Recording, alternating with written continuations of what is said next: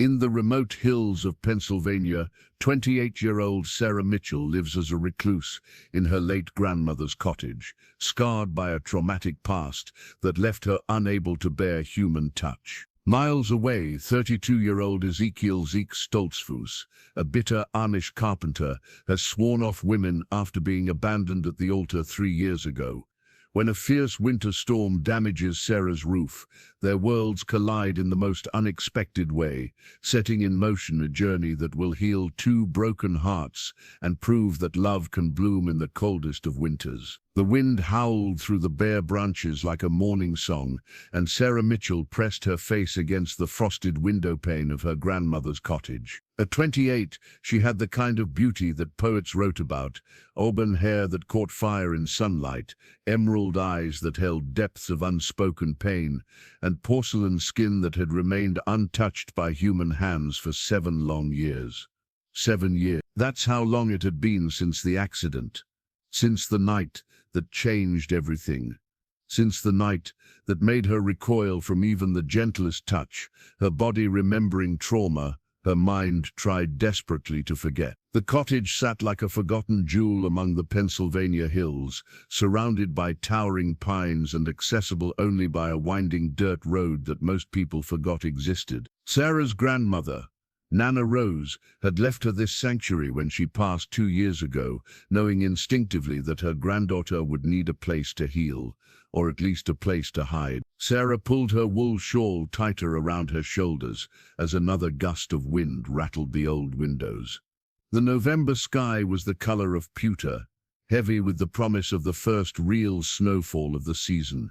She'd been watching the weather reports with growing anxiety. The meteorologists were predicting a massive storm system, the kind that could leave her stranded for weeks. Not that being stranded bothered her. In fact, she preferred it that way. Her only connection to the outside world came through her work as a freelance graphic designer, creating beautiful things for companies she'd never visit, for people she'd never meet. The internet was her lifeline and her shield, allowing her to earn a living while maintaining the protective bubble she'd built around herself. The cottage was modest but perfect for her needs. Downstairs held a cozy living room with a stone fireplace, a small kitchen with yellow gingham curtains that Nana Rose had sewn by hand, and a tiny office where Sarah worked her magic on her computer. Upstairs, under the slanted roof, was her bedroom and a bathroom with a clawfoot tub, where she'd spend hours soaking away the loneliness that sometimes threatened to consume her. She'd made the space entirely her own over the past 2 years. Soft throws draped over every chair, candles clustered on every surface, and books. Oh, the books. They lined every wall, stacked on every table, her constant companions in this self-imposed exile. Romance novels, mysteries, biographies of brave women who'd changed the world, anything to keep her mind occupied and her heart from dwelling on what she'd lost. The grandfather clock in the corner chimed 4 times, its deep voice echoing through the quiet house. Sarah realized she'd been standing at the window for over an hour, lost in thought.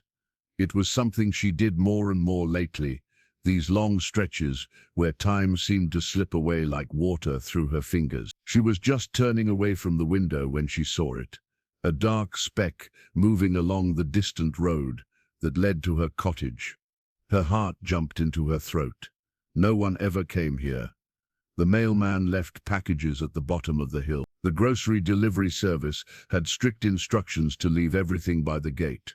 Sarah grabbed the binoculars Nana Rose had used for bird watching and focused on the approaching figure. It was a man, tall and broad-shouldered, walking with determined strides despite the bitter wind. He wore dark clothing and what looked like a wide-brimmed hat. Even from this distance, there was something different about him, something that didn't fit with the modern world she occasionally glimpsed on her rare trips to town. Amish. The word came to her suddenly. His clothing, his purposeful walk, the way he seemed unbothered by the approaching storm, it all suggested he was from one of the Amish communities that dotted this part of Pennsylvania. But what was he doing here?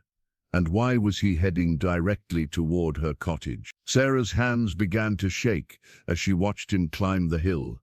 7 years of careful isolation, 7 years of avoiding human contact, and now a stranger was walking right up to her door. Her breathing became shallow and rapid, the familiar signs of panic beginning to creep in. She backed away from the window, her mind racing. Maybe if she didn't answer the door, he'd go away. Maybe he was just passing through and would continue on his way. Maybe 3 firm knocks echoed through the cottage, so loud and unexpected that Sarah actually cried out.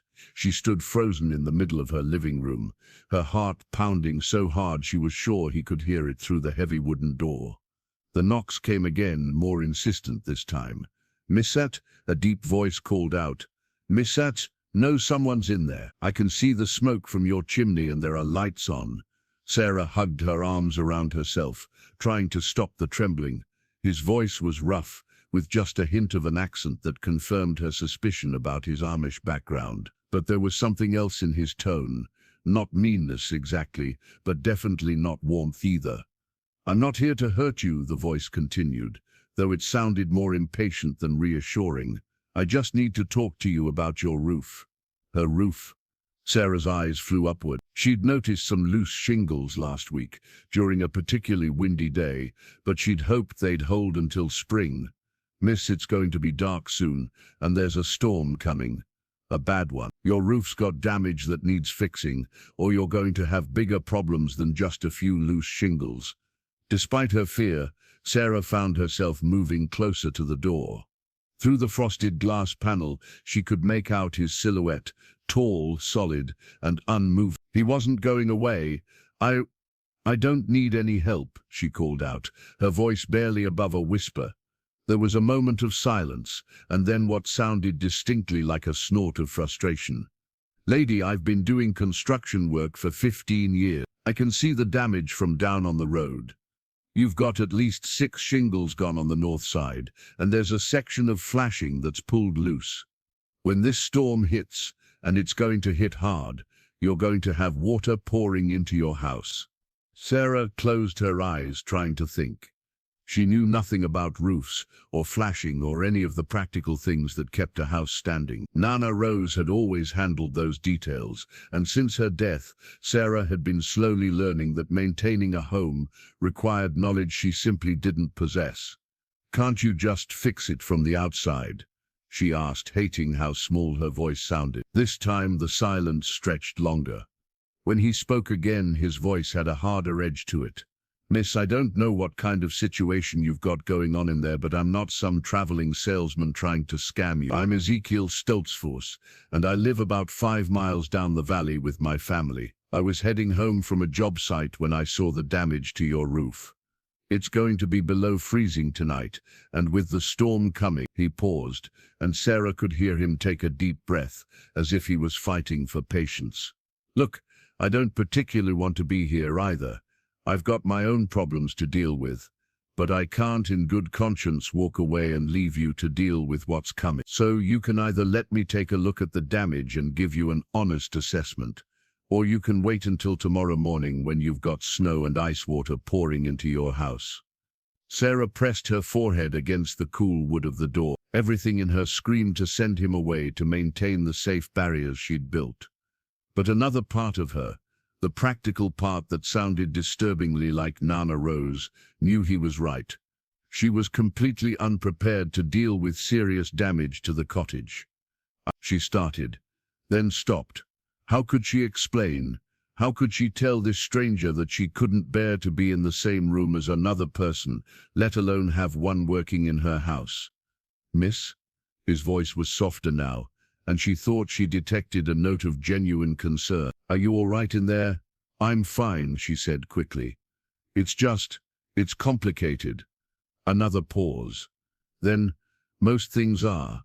There was something in those 3 simple words that made Sarah look up. She moved to the window beside the door and carefully moved the curtain aside, just enough to see him clearly for the first time.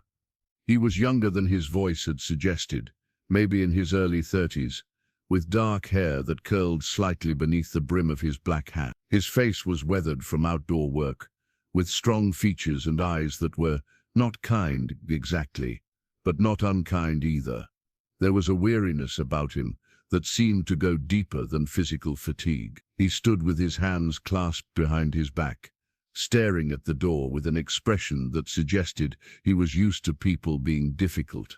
His clothes were plain and practical: dark pants, a blue work shirt, suspenders, and heavy boots that had seen plenty of use. "I can see you looking at me," he said without turning toward the window. "And I can see you're scared. I get it. Strange man showing up at your door when you're living alone out here.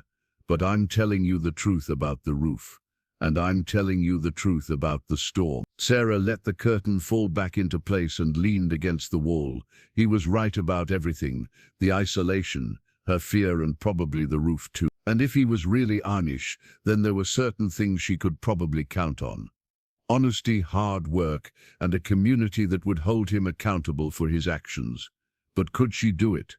Could she actually let another person into her sanctuary? "If I let you look at the roof," she said carefully, could you stay outside? Just look and tell me what needs to be done." "I could do that," he replied, though his tone suggested he thought it was an odd request. "But depending on what I find, there might be work that needs to be done from the inside too."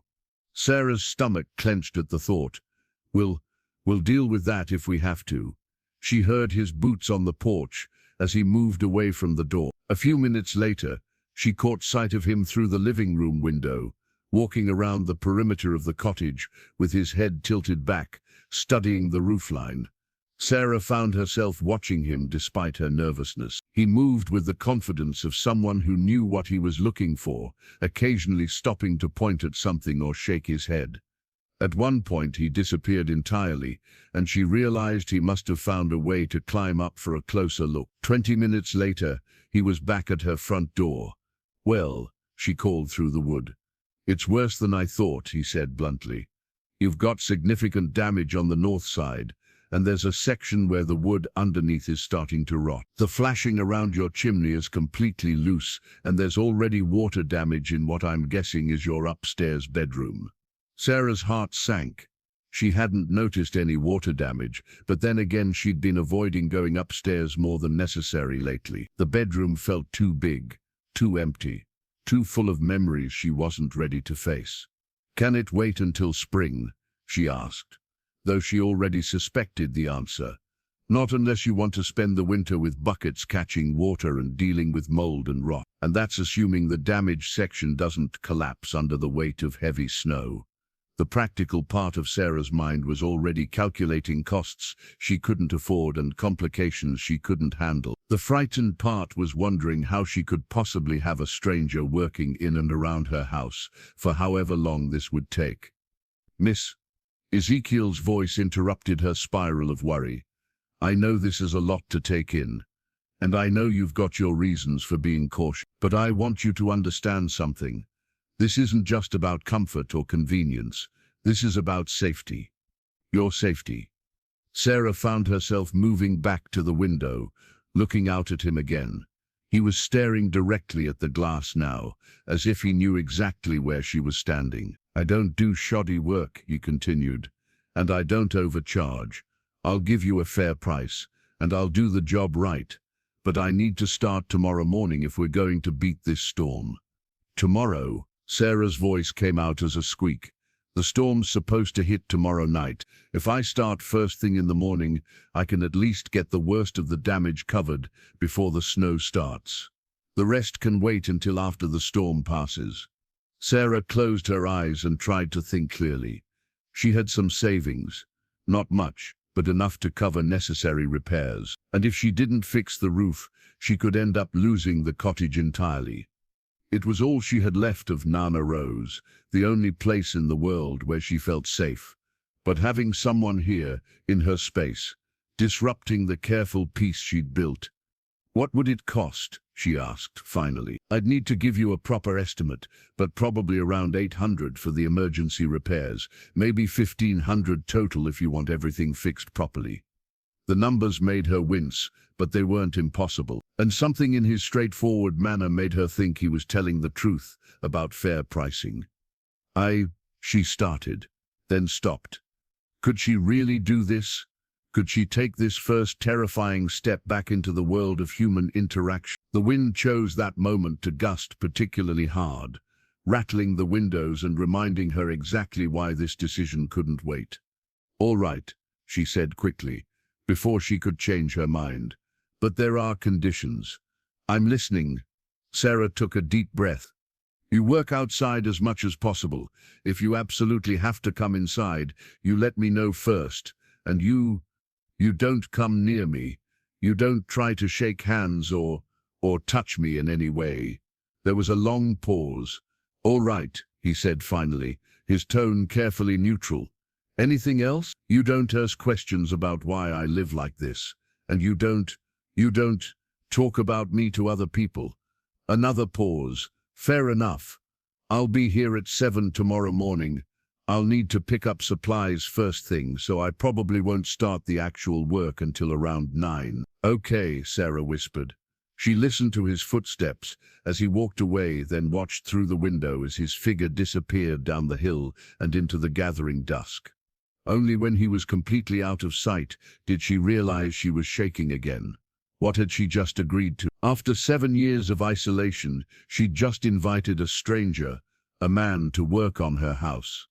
To be in her space, to disrupt the careful barriers she'd built. But as she looked up at the ceiling, imagining water pouring through damaged shingles, she knew she'd made the only choice she could make. The cottage was more than just shelter. It was her sanctuary, her connection to Nana Rose, her one safe place in a world that had proven it could hurt her in ways she was still learning to live with. She would just have to find a way to get through it. Outside, the wind grew stronger, and the first fat snowflakes began to fall against the windows like a promise of the storm to come. Ezekiel Stoltzfus woke before dawn, as he had every day for the past 15 years. The farmhouse was silent around him, filled with the deep quiet that comes just before the world stirs to life. He lay in his narrow bed for a moment, staring at the ceiling and listening to the wind that had howled all night long. The storm was coming faster than predicted. He swung his legs over the side of the bed and reached for his clothes in the darkness, his movements automatic, after years of the same routine. Dress, morning prayers, chores, work. It was a simple life. Or it had been until 3 years ago, when everything had fallen apart. 3 years since Rebecca Miller had stood him up at the altar, in front of the entire community.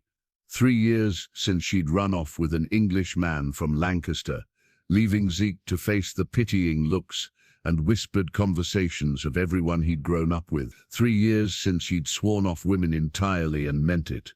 The memory still burned like a brand against his chest. Rebecca, with her golden hair and sweet smile, promising to love him forever right up until the moment she didn't. She'd left a letter, a single page of careful script, explaining that she'd realized she wanted more than the Amish life could offer.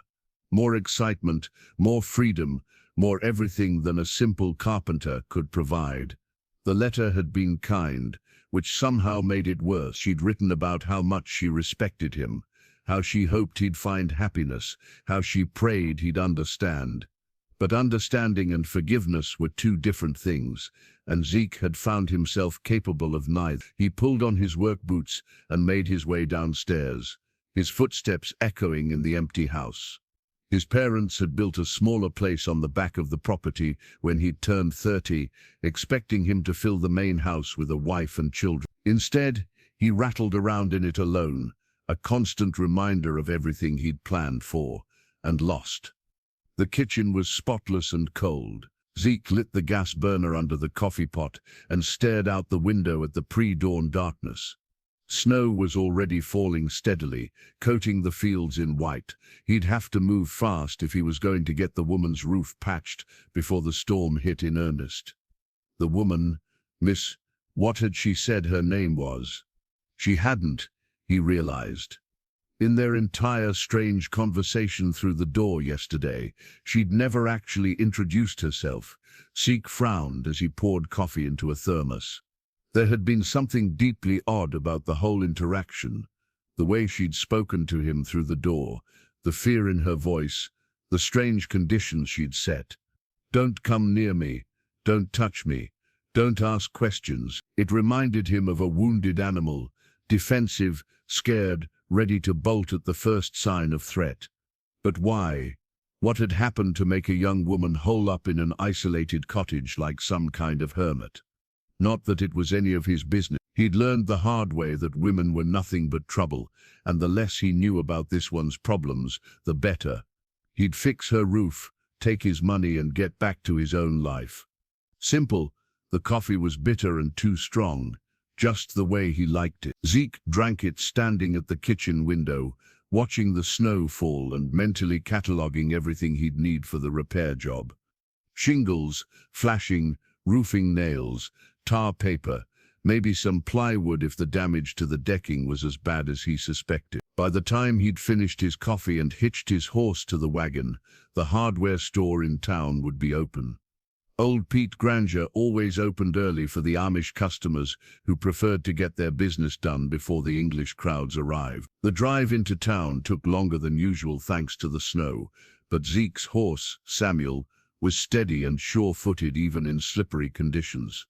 The big draft horse had been with him for 8 years, and they understood each other. Samuel didn't ask questions, didn't make demands, didn't suddenly decide he wanted a different life. He was in many ways the ideal companion. Pete's hardware store sat on the edge of town, a rambling building that had been there for as long as anyone could remember. Pete himself was probably 70, with gnarled hands and a mind like a steel trap when it came to building supplies.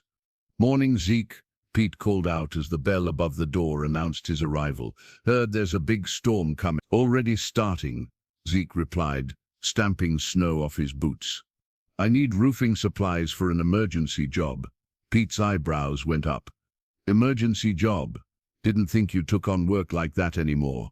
It was true. Since Rebecca had left, Zeke had been selective about his jobs, preferring to work alone on projects he could complete without dealing with difficult customers or tight deadlines. But something about the woman's situation yesterday had gotten under his skin. "It's just a roof repair," Zeke said curtly. "Nothing fancy."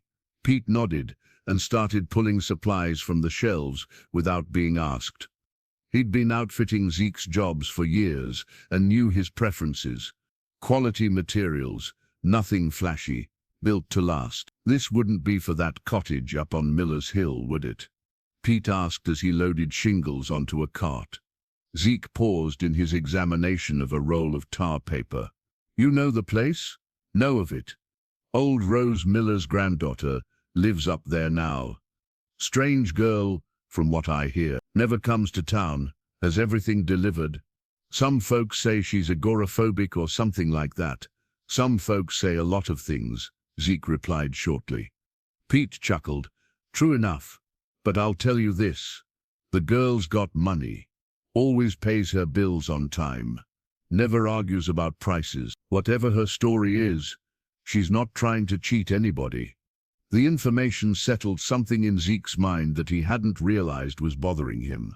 He'd quoted her a fair price yesterday, but there had been a nagging worry that she might not be able to pay for the work. Apparently that wasn't going to be a problem. "How much do I owe you?" Zeke asked, as Pete finished loading the cart. "200 even, but I'll put it on account if you want to wait until the job's done." Zeke shook his head and counted out cash from his wallet. He didn't like owing money even to someone as trustworthy as Pete. Debts created complications, and his life had enough complications already. The drive back to the cottage took even longer than the trip into town. The snow was falling harder now, and the wind was picking up. Samuel leaned into his harness, his breath steaming in the cold air as they climbed the winding road up Miller's Hill. The cottage looked different in the grey morning light, smaller somehow and more fragile. Smoke rose from the chimney in a thin column that was immediately scattered by the wind. As Zeke pulled his wagon up to the house, he caught a glimpse of movement at one of the windows, just a flutter of curtain, quickly stilled. She was watching him. Good. At least she was awake and aware. Zeke unhitched Samuel and led him to a small shed behind the cottage where he'd be sheltered from the worst of the storm. The horse seemed grateful for the protection, whickering softly as Zeke rubbed him down with an old towel he found hanging on a nail. "I'll be back to check on you in a bit," he told Samuel, then grabbed his toolbox and headed for the cottage. He knocked on the door, but more gently than he had yesterday. "Miss, it's Ezekiel Stoltzfus. I'm here to start on your roof." "I know," came the muffled reply. "I saw you arrive. The storm's moving in faster than expected. I'm going to need to work quickly." "That's fine. Just do whatever you need to do." There was something in her voice that made Zeke pause. She sounded tired, as if she hadn't slept well. Or maybe she was just dreading the disruption to her solitary routine. "I'll try to keep the noise to a minimum," he said, though they both knew that roof work was inherently noisy. "Thank you." Zeke stepped back from the door and surveyed the cottage with a professional eye. In daylight, the damage was even worse than he'd thought. Several shingles were completely missing on the north side, and he could see where water had been running down the wall and pooling near the foundation. The flashing around the chimney was not just loose, but actively flapping in the wind. This was going to take most of the day, storm or no storm. He started by carrying his supplies up a ladder to the roof, making multiple trips to get everything positioned where he'd need it. The wind was brutal up there, trying to tear his hat from his head and making every movement feel precarious. As he began removing the damaged shingles, Zeke found himself thinking about the woman inside. What kind of life was it, living alone in such isolation? Did she have family who worried about her, friends who missed her, or was she as completely alone as she seemed? Not his business, he reminded himself firmly. He was here to fix a roof, not to solve someone else's problems. But as he worked, he became aware of small sounds from inside the cottage. Footsteps moving from room to room, the soft opening and closing of doors, the distant sound of what might have been classical music. She was there just a few feet below him, living her mysterious life, while he tried to keep the weather from destroying her home. Around noon, the snow began falling so heavily that it was hard to see more than a few feet in any direction. Zeke had managed to replace most of the missing shingles and was working on the damaged flashing when he heard something that eyed him stop and listen. Crying, soft, muffled, but unmistakable. The sound was coming from somewhere inside the cottage, and it cut through him like a knife. He'd heard Rebecca cry like that the night before their wedding, when she'd finally found the courage to tell him she was having doubts. He'd thought then that comforting her was his job as her future husband. He'd been wrong about that, just like he'd been wrong about everything else. But this was different. This wasn't the crying of someone having second thoughts about a life decision. This was the sound of deep, bone-deep pain, the kind that couldn't be fixed with words or promises. Zeke forced himself to focus on the flashing in his hands. Not his problem, not his responsibility. He was just here to fix the roof. The crying stopped after a few minutes, but the sound of it lingered in his mind like an echo. He found himself working more quietly, trying not to add to whatever burden the woman was carrying. By 2 o'clock, the storm had intensified to the point where continuing work became dangerous. The wind was strong enough to knock a man off a ladder, and the snow was falling so thickly that Zeke could barely see what he was doing. He'd managed to get the worst of the damage covered with tarps and temporary patches, but the permanent repairs would have to wait. He climbed down from the roof and knocked on the cottage door, his hands numb despite his heavy work gloves. "Miss, I need to stop for now. The storm's too bad to keep working safely. Is the roof secure?" Her voice was closer to the door now, as if she'd been waiting for him to come down. "I've got it patched and covered. You shouldn't get any water inside, but I'll need to come back when the storm passes to finish the permanent repairs." "How long will that be?" "Depends on how long the storm lasts and how much snow we get. Maybe a few days, maybe a week." There was a long pause, Will you need to come inside for the rest of the work? Zeke considered the question carefully. Probably not for most of it, but I should check that bedroom you mentioned. Make sure there's no water damage that needs immediate attention. Another pause, longer this time. Could you wait until the storm passes? To check inside, I mean. I suppose, Zeke said slowly, but if there's damage to the interior structure, waiting could make it worse. I understand. I need more time. Time for what? Zeke wondered, but he'd promised not to ask questions, and he was a man who kept his word. All right, I'll check on the temporary patches after the storm passes, then we can talk about the rest. Thank you, she said, and there was genuine relief in her voice. Zeke was just turning to go when her voice stopped him. Mr. Stoltzfus?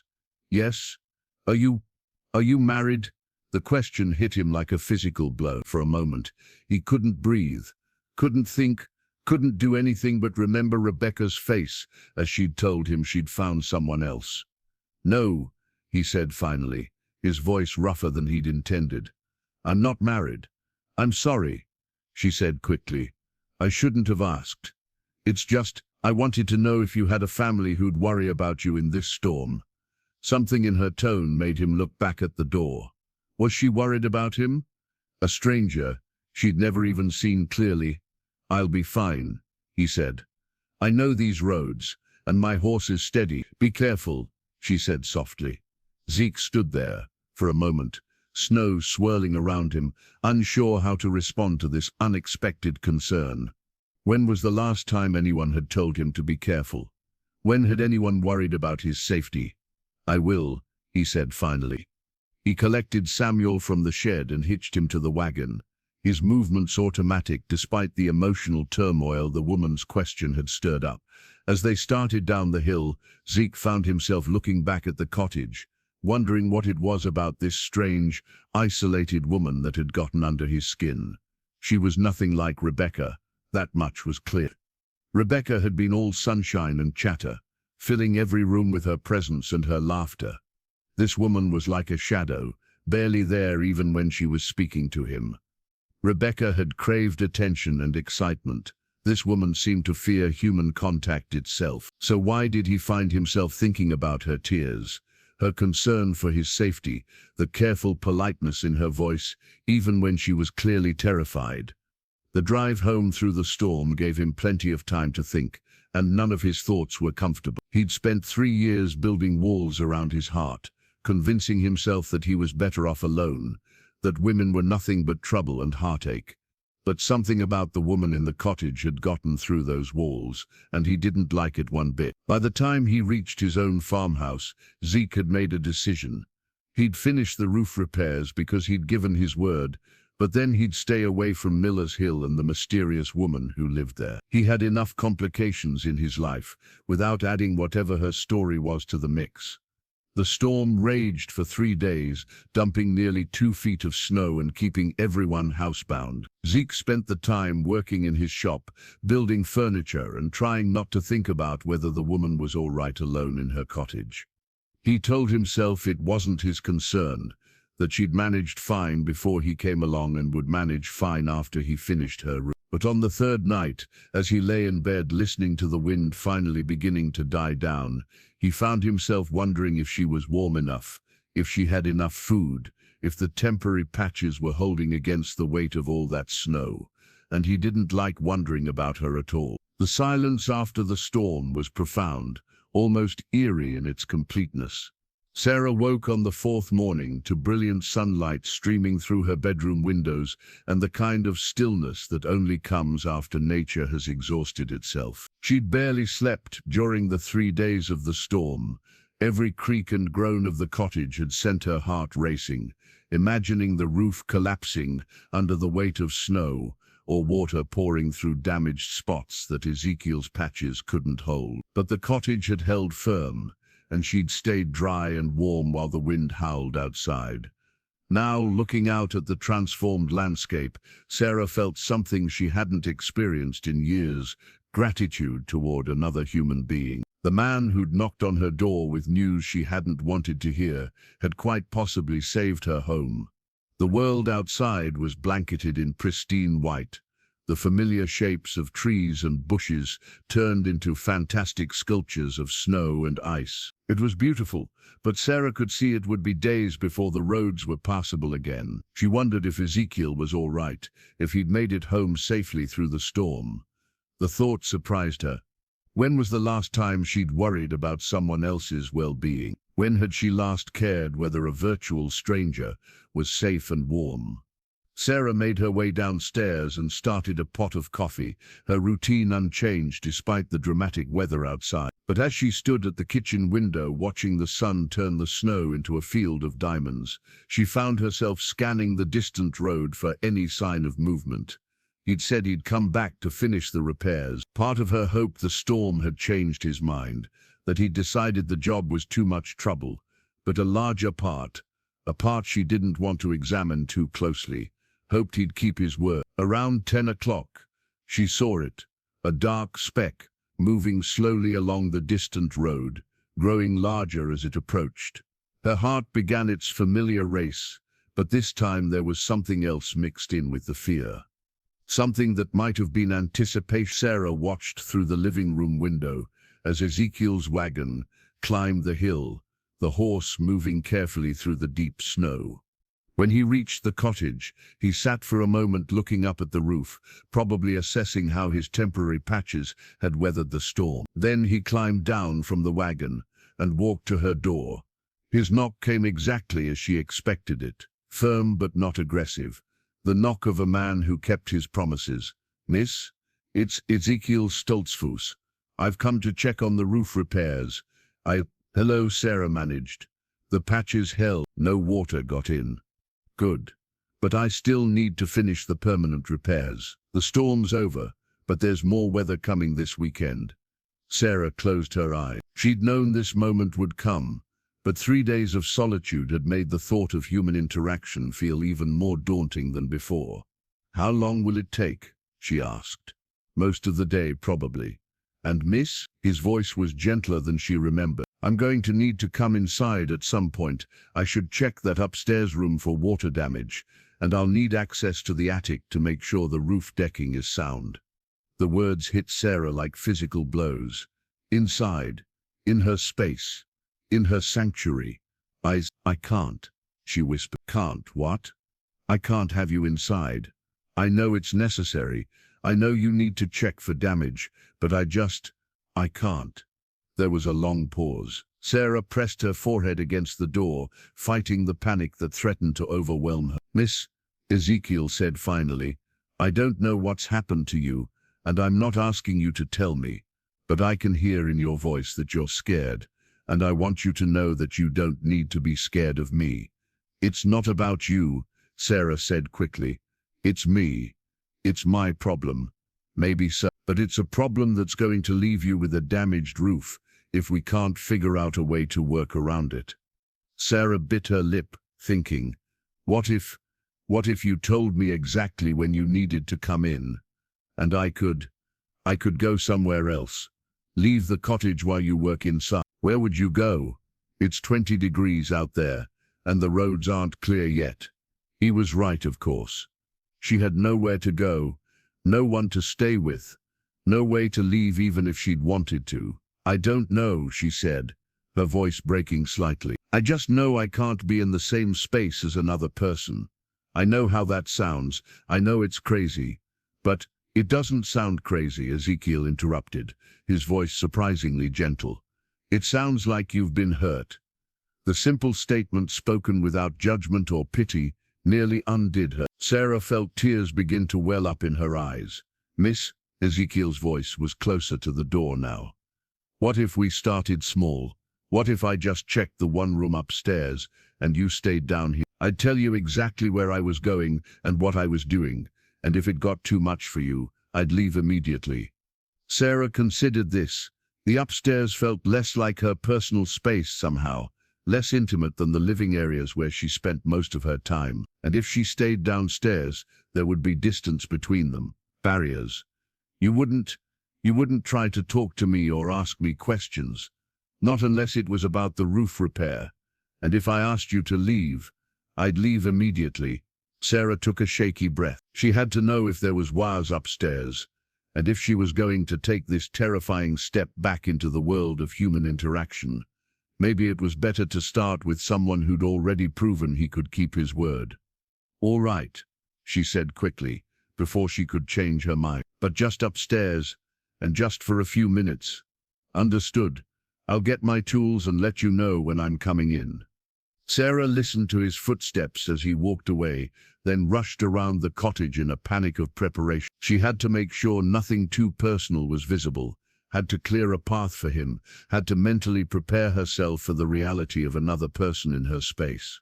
20 minutes later, his voice came through the door again.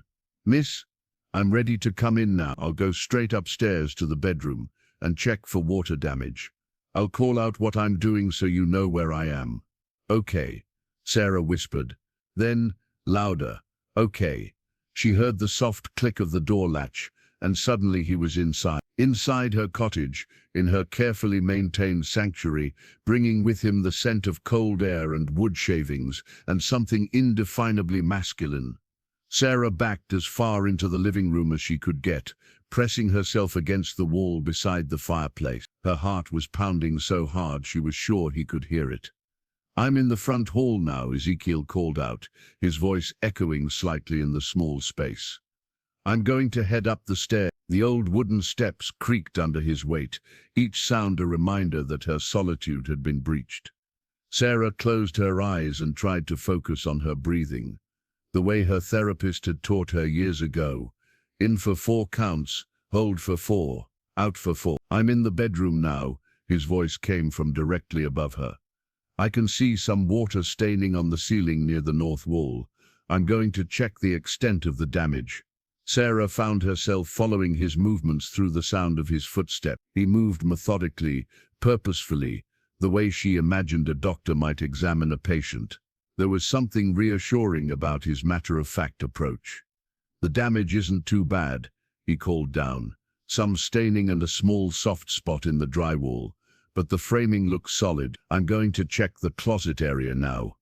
More footsteps, the creak of the closet door opening. Sarah realized she was holding her breath and forced herself to exhale. "Miss, there's a small access panel up here that leads to the attic space. I need to take a look up there to make sure the roof decking is sound. Is that all right?" "Yes," Sarah managed.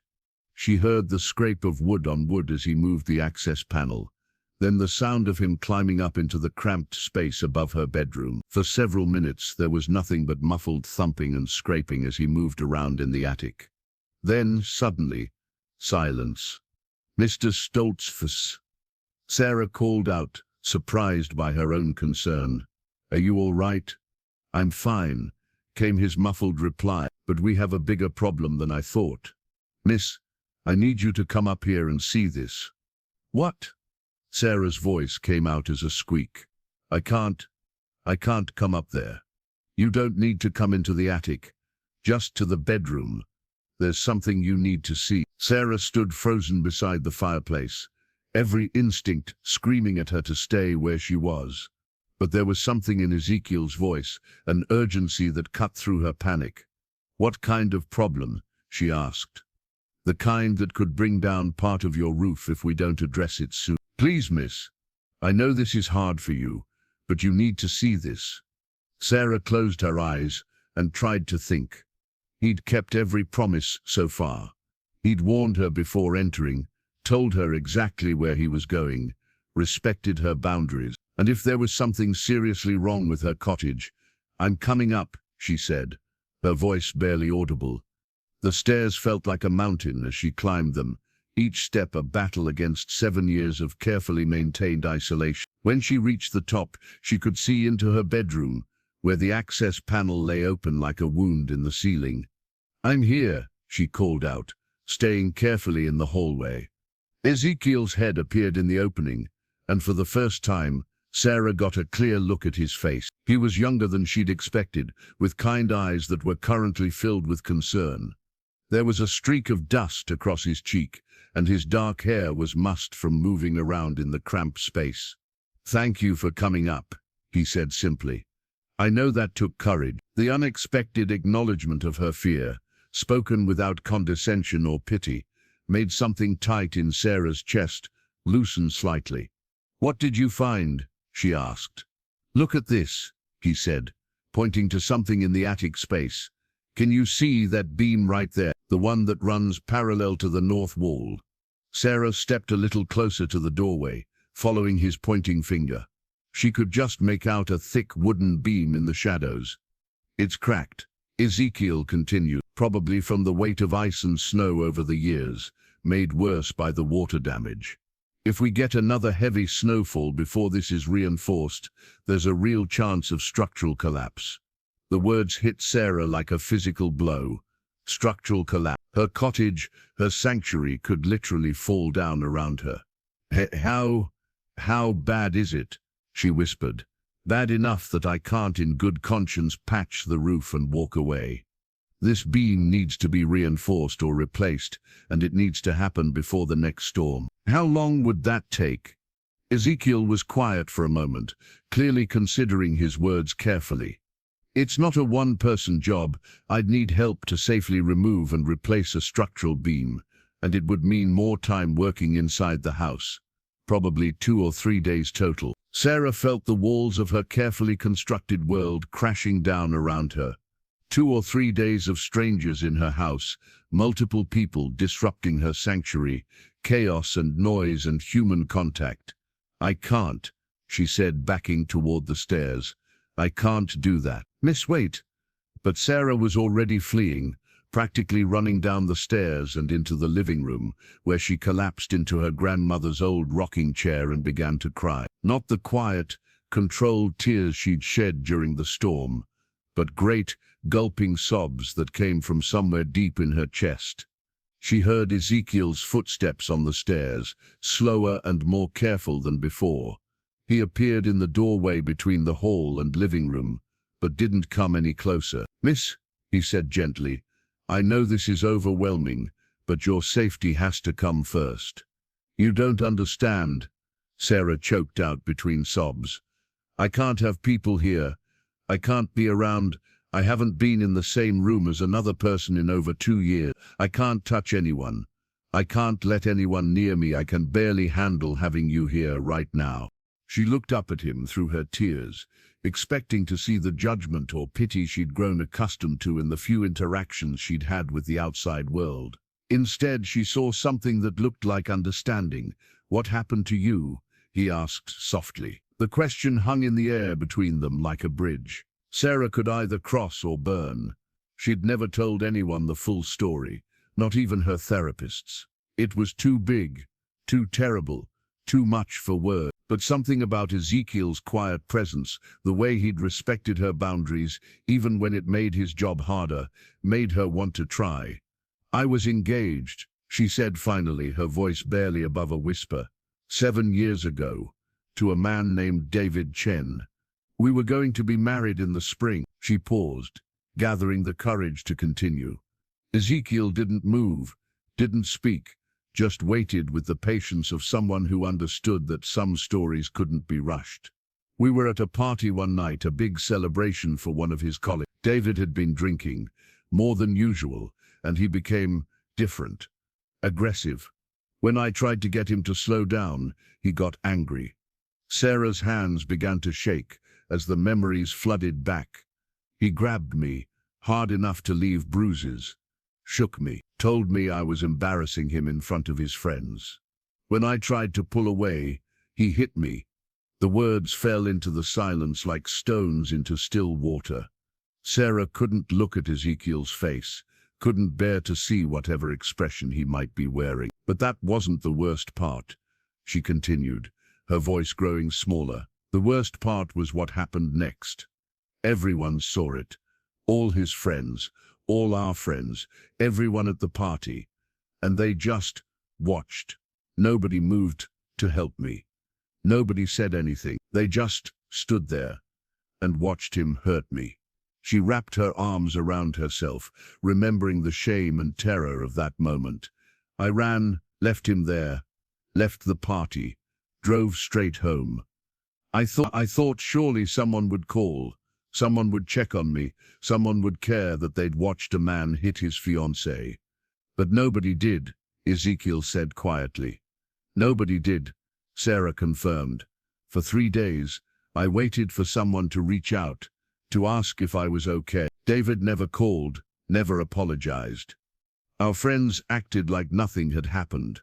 The only person who contacted me was his mother, asking when I was going to return the engagement ring. She finally looked up at Ezekiel, expecting to see the uncomfortable shifting, the eager desire to be anywhere else that she'd seen on the faces of the few people she'd tried to talk to about that night.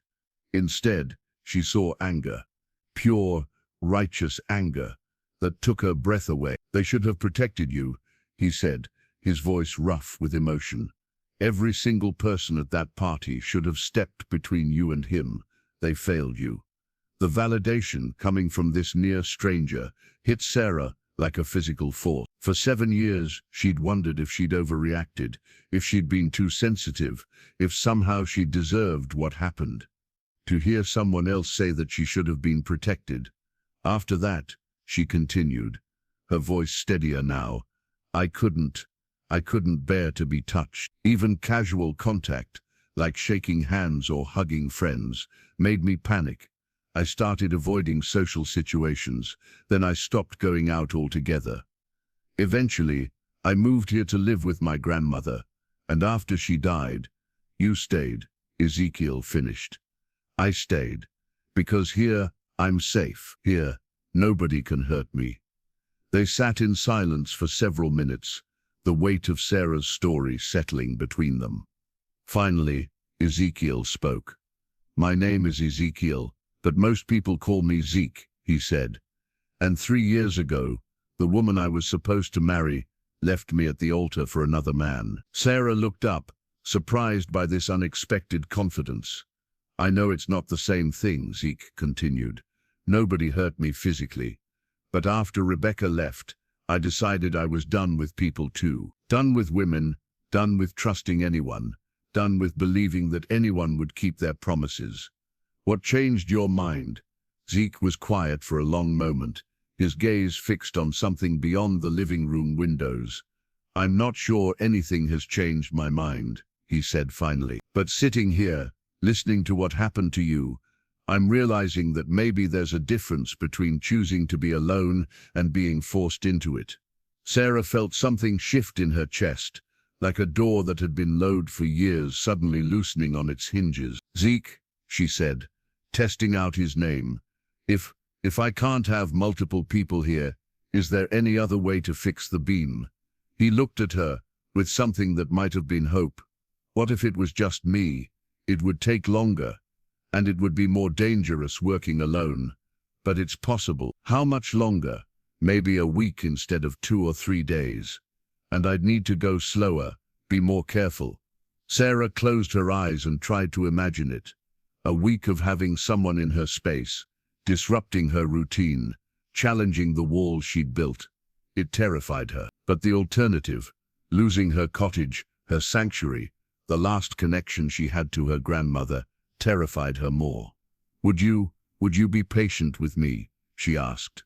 If I panic, if I need you to leave suddenly, if I can't handle it some days. Yes, Zeke said without hesitation. And you wouldn't try to fix me, or ask me to be different than I am. I wouldn't know how to fix you even if I wanted to, he said with a slight smile. And I'm not sure you're broken anyway. Maybe just careful. Sarah felt tears starting again, but these were different, warmer somehow, less desperate. All right, she said, but we do this my way. You tell me exactly what you're going to do each day before you do it. You stay out of the living areas unless absolutely necessary. And if I ask you to stop, you stop. Agreed, Zeke said, but I have one condition of my own. What? You tell me your name.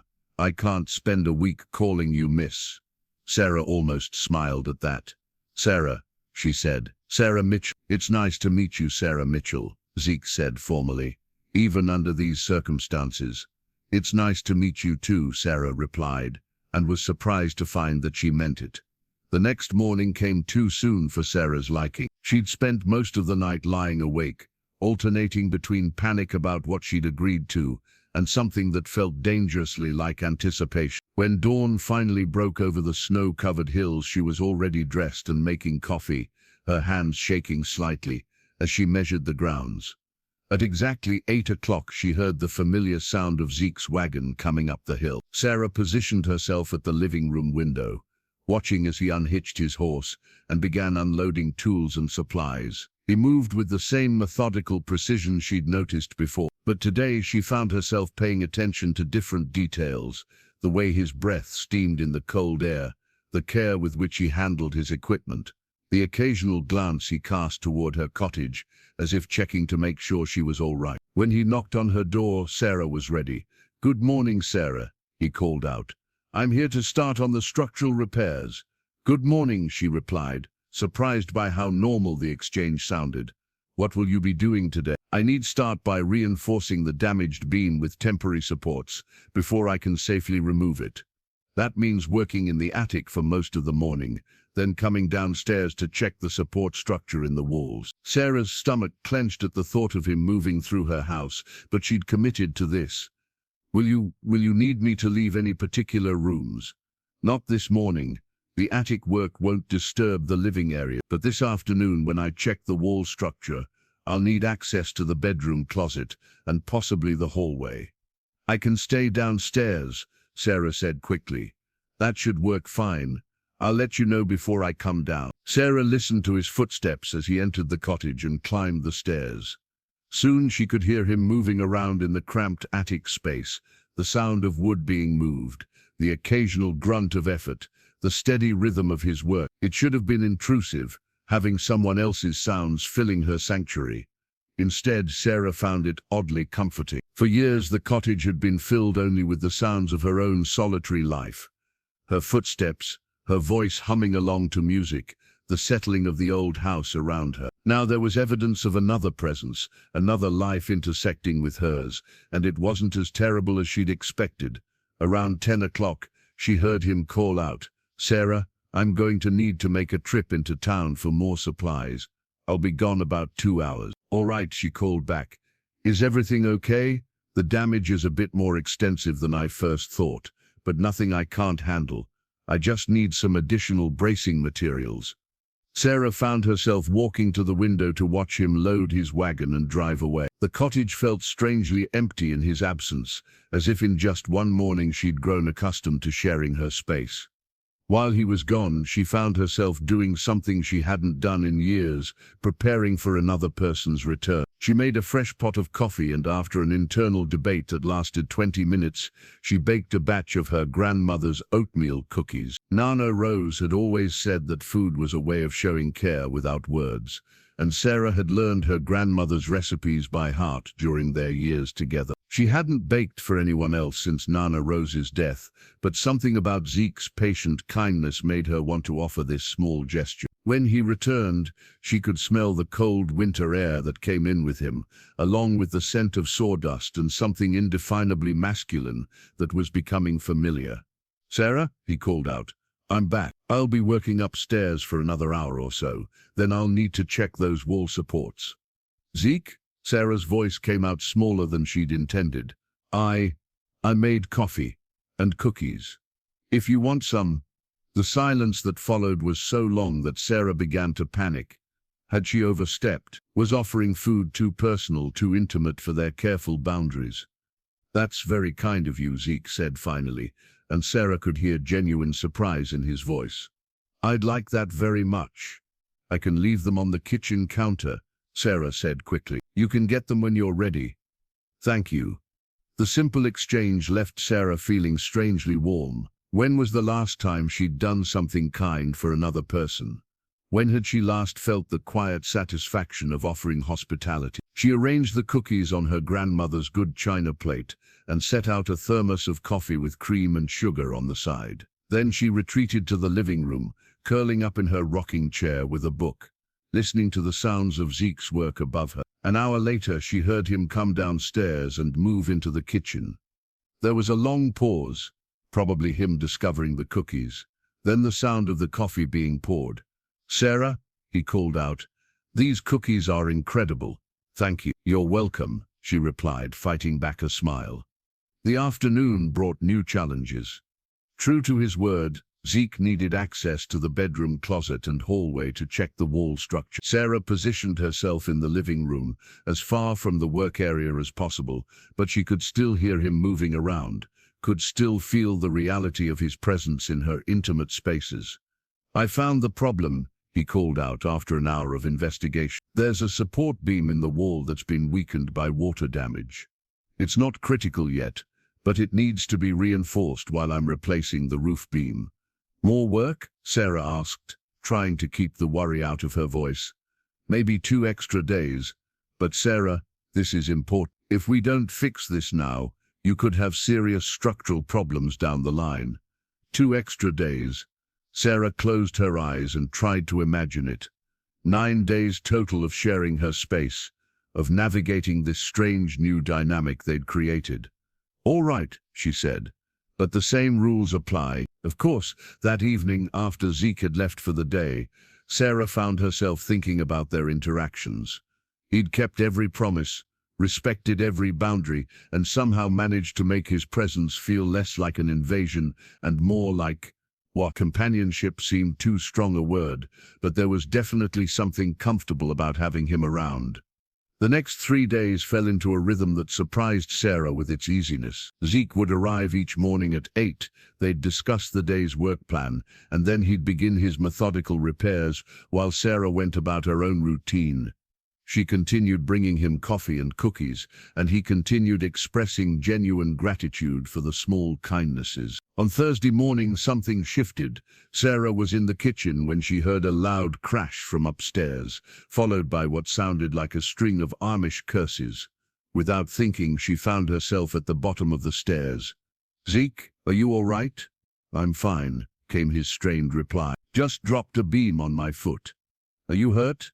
"Nothing serious, but I'm going to need a few minutes."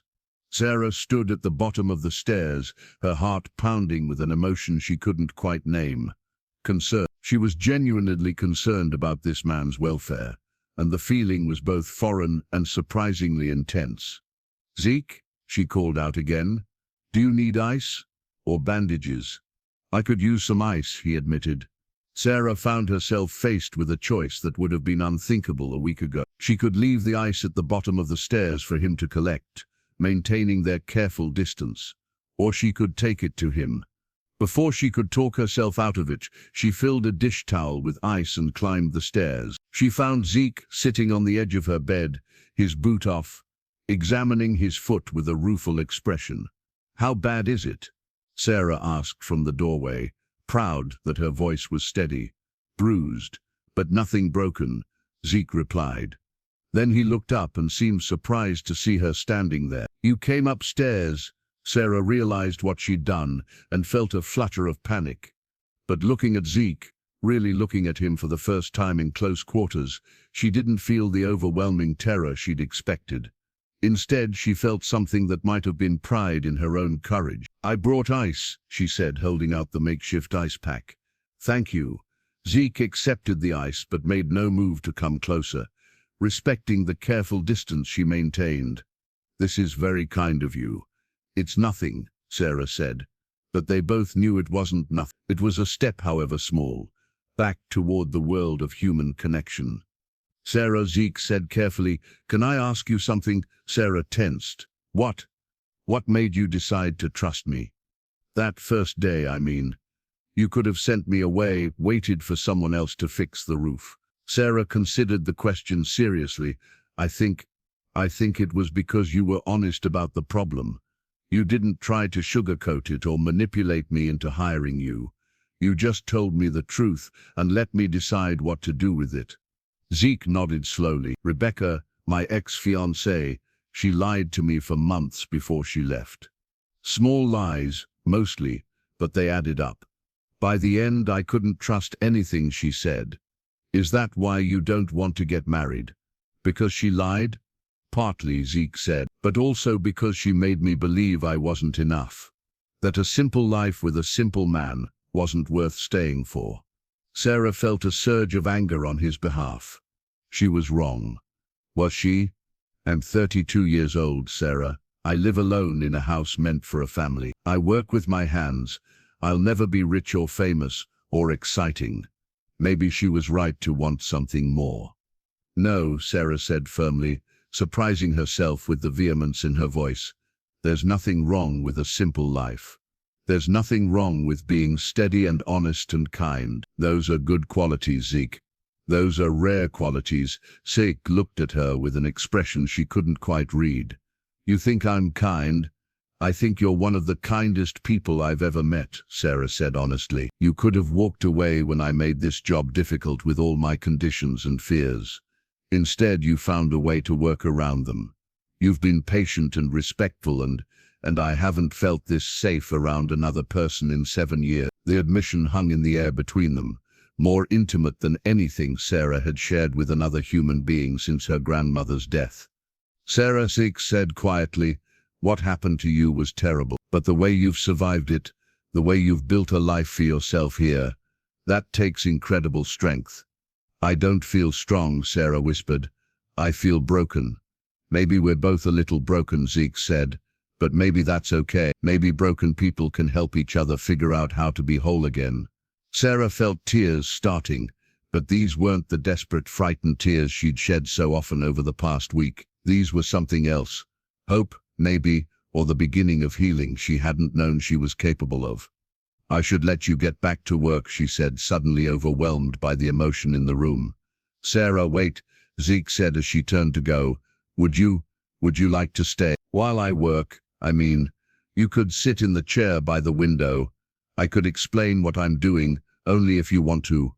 The offer was so unexpected, so outside the boundaries they'd carefully maintained, that Sarah almost said no automatically. But something in Zeke's expression, hopeful but not demanding, interested but not pushy, made her pause. I could try, she said finally, for a little while. Sarah settled into the old rocking chair by the bedroom window, the same chair where her grandmother used to sit and read in the afternoon sunlight.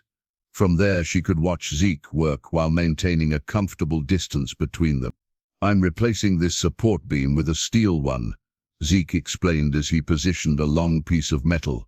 Wood is beautiful, but steel won't warp or rot if moisture gets in. Sarah found herself genuinely interested in the work. She'd never paid attention to how buildings were constructed, but watching Zeke's skilled hands shape and fit the pieces together was oddly mesmerizing. Where did you learn to do this? She asked. My father, mostly, and his father before him. It's been passed down through our family for generations. Zeke paused in his work to look at her. What about you? What did you do before you moved here? I was a marketing coordinator for a non-profit in Philadelphia, Sarah said. Nothing very exciting, but I enjoyed it. I liked helping organizations tell their stories. Do you miss it? Sarah considered the question. I miss feeling useful, I suppose. I miss being part of something bigger than myself. You are useful, Zeke said firmly. You're an artist now, aren't you? Creating beautiful things for people. How did you know I do graphic design? I noticed your computer setup and some of your drawings on the kitchen counter. You have real talent, Sarah. The compliment warmed her in a way she hadn't expected. When was the last time someone had noticed her work, had seen value in what she created? They worked in comfortable silence for a while, Zeke with his repairs, Sarah with a sketch pad she'd brought up from her office. She found herself drawing his hands as he worked, fascinated by the way they moved with such confidence and skill. What are you drawing? Zeke asked, during a break. Sarah felt her cheeks warm. Just your hands. The way you work, it's interesting to watch. May I see? Sarah hesitated, then turned the sketch pad toward him. Zeke studied the drawing with the same careful attention he gave his carpentry work. This is beautiful, he said finally. You've captured something I didn't even know was there. What do you mean? The way you've drawn them, my hands look like they're creating something important, like the work matters. It does matter, Sarah said softly. You're saving my home. Of course it matters. Zeke looked at her with an expression that made Sarah's breath catch. No one's ever seen my work that way before. Then they weren't looking hard enough. The afternoon passed more quickly than Sarah had expected. She found herself relaxing in ways she hadn't in years, listening to Zeke explain his work, watching the careful precision of his movements, occasionally offering observations that made him smile. As evening approached and Zeke began packing up his tools, Sarah realized something had shifted between them. The careful distance they'd maintained was still there, but it felt less like a barrier and more like a choice. Something they could cross when they were ready, rather than a wall that kept them apart. "Same time tomorrow?" Zeke asked as he prepared to leave. "Yes," Sarah said. And Zeke, "Thank you for explaining everything, for letting me watch. I enjoyed it." "So did I," Zeke replied, and Sarah could tell he meant it. After he left, Sarah sat in the gathering dusk of her living room, thinking about the day. She'd spent hours in the same room as another person, without panic, without overwhelming fear. She'd even enjoyed it. Maybe, she thought, broken people really could help each other figure out how to be whole again. Friday morning brought an unexpected warmth to the Pennsylvania hills, the kind of false spring that sometimes comes in the middle of winter. Sarah woke to the sound of snow melting from the roof, a steady drip that seemed to echo the rhythm of her own changing heart. It was Zeke's last day. The thought should have brought relief, a return to her carefully maintained solitude, her protective routines. Instead, Sarah felt something that could only be described as loss. Over the past week, her cottage had become something she'd never thought possible again, a home shared with another person. Not in the way she'd once shared space with David, filled with tension and the constant need to accommodate someone else's moods and demands. This was different, gentle, respectful, comfortable, in a way that surprised her daily. Sarah made coffee and her usual batch of cookies, but today she found herself adding something extra, a thermos of hot soup she'd made the night before. If this was their last day together, she wanted it to be special. When Zeke arrived, she met him at the door as had become their custom. "Good morning," she said, and realized she was memorizing the sound of his voice saying it back. "Morning, Sarah. Today should finish everything. I just need to do some final adjustments to the beam supports and check that everything is secure." "I made soup," Sarah said suddenly, "for lunch, if you'd like to stay." Zeke paused in the act of gathering his tools, looking at her with surprise and something that might have been pleasure. "I'd like that very much." The morning passed in their established rhythm, but Sarah found herself paying attention to details she'd soon lose. The sound of Zeke's footsteps on the stairs, his occasional humming as he worked, the way the cottage felt alive with another person's presence. Around 11, she heard him call out in a tone she'd never heard before. "Sarah, could you come up here, please? There's something I want to show you." Sarah climbed the stairs, her heart beating faster than the simple exertion warranted. She found Zeke standing in the attic opening, his face lit with something that looked like pride. "Look," he said, pointing up into the space above her bedroom. Sarah followed his gaze and gasped. The damaged beam had been completely replaced with gleaming steel, surrounded by a framework of new wood that looked like it could support the cottage for another 100 years. But more than that, everything was beautiful. The joints fitted with precision, the wood sanded smooth, every angle perfect. "Zeke, it's incredible," she breathed. "It looks like art. It's solid," he said, but she could hear the pleasure in his voice at her reaction. "Your cottage is safer now than it's been in decades." "Thank you," Sarah said, and the words carried the weight of everything she couldn't say. "Thank you for saving my home, for respecting my fears, for showing me that not all men were like David, for proving that broken things could be made beautiful again." "There's something else," Zeke said quietly. "Something I found while I was working up there." He disappeared into the attic for a moment and emerged with a small wooden box, aged with decades and covered in dust. "I found this tucked away in a corner, wrapped in old cloth," he said, offering the box to Sarah. "I think it might have belonged to your grandmother." Sarah accepted the box with trembling hands. It was beautiful, made of what looked like cherry wood, with delicate carved roses around the lid. She'd never seen it before, but it had the feeling of something precious, something kept safe for a special moment. "Should I open it?" she whispered. "I think she'd want you to," Zeke said gently. Inside, nestled in faded blue velvet, was a collection of letters tied with a ribbon, a small photograph, and a folded piece of paper covered in her grandmother's familiar handwriting. Sarah lifted out the photograph first and felt her breath catch. It showed a young woman who looked remarkably like Sarah herself, standing beside a man in work clothes with kind eyes and gentle hands. They were both laughing, caught in a moment of pure joy. "That's your grandmother?" Zeke asked softly. "Yes, but I've never seen this picture before. She looks so young, so happy." Sarah unfolded the piece of paper and immediately recognized it as one of her grandmother's letters, the kind Nana Rose had written but never sent, a habit she'd maintained throughout her life. "My dearest Sarah," the letter began in her grandmother's careful script. "If you're reading this, it means you've found my secret hiding place, and probably that you've had some help doing so. I hope that help came from someone kind, someone who sees the beautiful, strong woman I've always known you to be. These letters are from your grandfather, not the man who raised your father, but my first love, my heart's truest companion. He died in the war before we could marry, but he taught me something I want you to know. Love is not about finding someone who completes you. Love is about finding someone who sees you completely and chooses to stay. I know you've been hurt, my dear girl. I know you've built walls to keep the pain out. But I also know that walls meant to keep pain out can sometimes keep joy out too. Don't let fear rob you of the possibility of love.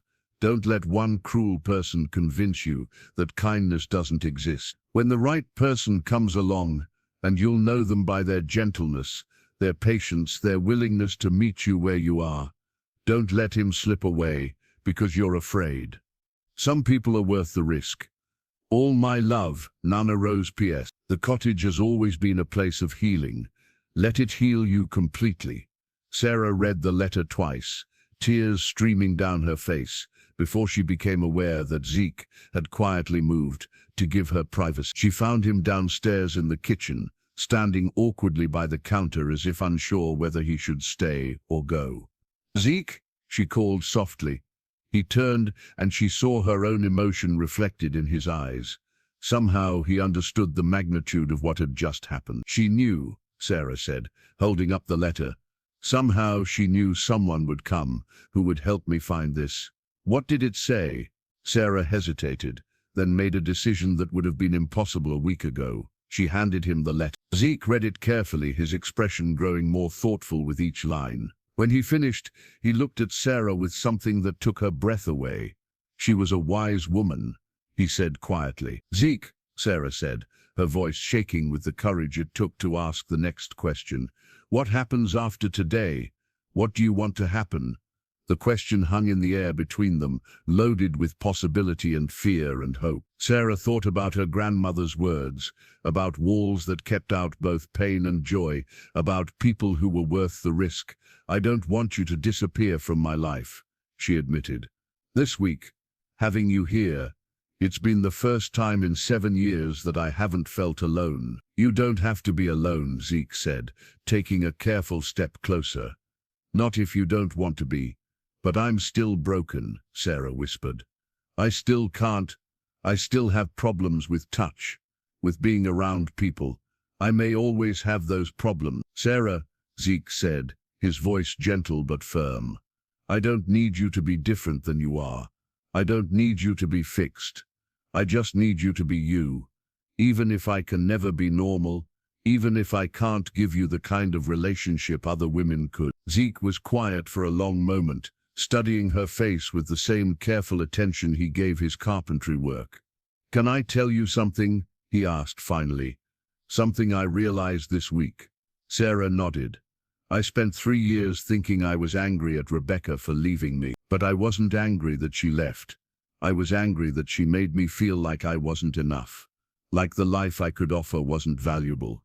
He paused, seeming to gather his thoughts. "But this week, watching you see beauty in my work, listening to you value the simple things I do, Seeing you find courage, I'm not sure I would have had in your situation. Sarah, you make me feel like the man I am is exactly the man I'm supposed to be." Sarah felt her heart breaking and healing at the same time. "You are," she whispered. "You're exactly who you're supposed to be. And so are you," Zeke replied. "You're not broken, Sarah. You're careful. You're strong.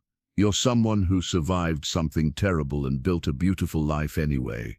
Why would I want you to be different from that? Because I can't." Sarah struggled with the words. "I can't be touched. I may never be able to be intimate in normal ways." "Then we'll find our own ways," Zeke said simply.